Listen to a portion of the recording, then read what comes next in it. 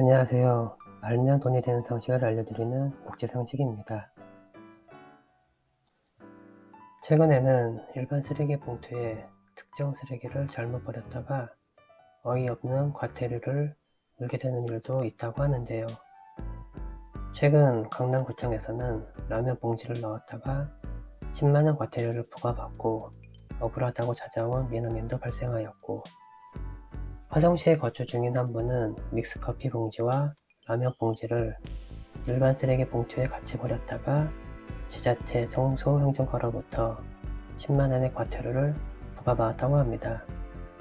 달걀 껍질이나 닭뼈, 과일 껍질과 같은 쓰레기들을 일반 쓰레기 봉투에 버려야 하는지, 아니면 음식물 쓰레기 봉투에 버려야 하는지 헷갈려 보신 적 있지 않으신가요?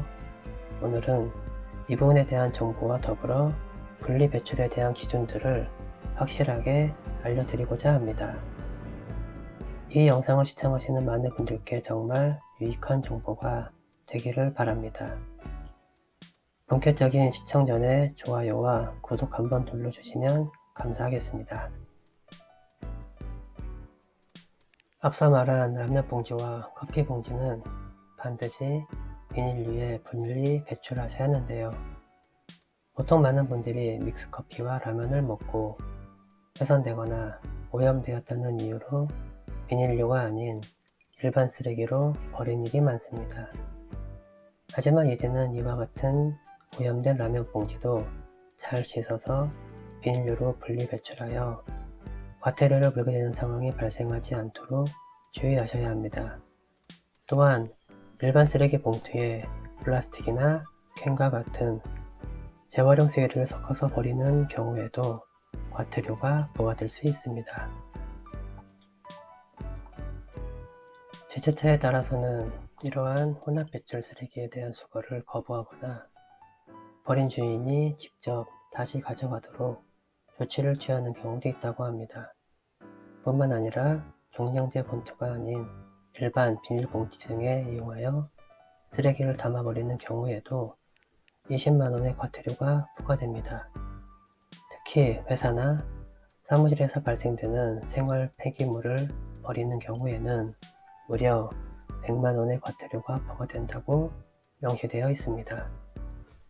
게다가 이제부터는 쓰레기 과잉 투입 행위도 지자체에서 강하게 단속한다고 하니 한정된 쓰레기 봉투에 더 많은 쓰레기를 담으려고 발로 눌러서 더 담고 쓰레기를 위로 불룩하게 쌓아 테이프를 고정하여 배출하는 분들도 주의를 기울여 주시기 바랍니다. 그리고 최근에 많이 적발되는 사례 중 하나가 일반 쓰레기와 음식물 쓰레기 분류를 잘못하여 일반 쓰레기 봉투에 음식물 쓰레기를 담았다가 단속에 적발이 되는 경우인데요. 실제로 수원에서는 살이 완전히 제거되지 않은 치킨뼈를 일반 쓰레기 봉투에 담아 버렸다가 적발돼 8만원의 과태료를 통보받은 일이 있다고 합니다. 치킨뼈에 남아있는 설정까지도 단속의 대상이 되어가고 있는 요즘인 만큼 이제 우리는 일반 쓰레기와 음식물 쓰레기의 기준을 명확히 알고 구분하여 분리 배출을 해야겠습니다. 그렇다면 일반 쓰레기와 음식물 쓰레기는 어떻게 구분을 해야 할까요? 기본적으로는 음식물 쓰레기는 그 대부분이 동물들의 사료나 퇴비로 재활용하고 있습니다. 사료나 퇴비로 재활용이 되는 만큼 일반 쓰레기와는 반드시 분리 배출되어야 하는데요. 일반 쓰레기와 음식물 쓰레기를 분류하는 기준은 간단합니다. 동물의 먹이가 될 수 있는가로 판단하시면 되겠습니다. 즉, 동물이 먹을 수 있으면 음식물 쓰레기, 동물이 먹을 수 없으면 일반 쓰레기로 분류하시면 됩니다. 사과나 배 껍질, 복숭아, 바나나, 그리고 귤 껍질 등은 부드러워서 동물의 사료로 재활용될 수 있기 때문에 음식물 쓰레기로 분류하시면 되고, 각종 육류의 뼈와 달걀 껍질, 조개나 소라 같은 어패류의 껍데기, 그리고 꽃게, 가재와 같은 각각 음료의 껍데기 등은 딱딱하여 동물의 사료로 재활용될 수 없기 때문에 일반 쓰레기로 분류하시면 됩니다.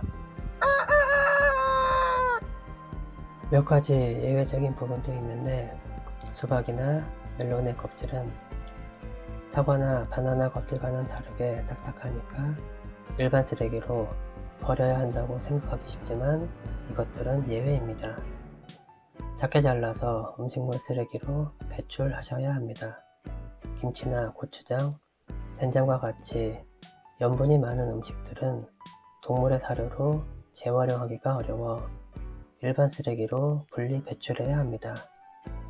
버리실 때 김치나 소금으로 양념한 반찬류는 물로 그 소금기를 씻어내고 음식물 쓰레기로 배출해야 합니다. 대파, 마늘, 양파 등의 껍질과 뿌리에는 가축들의 소화 능력을 떨어뜨리는 성분이 있어 이 역시 일반 쓰레기로 배출하셔야 합니다.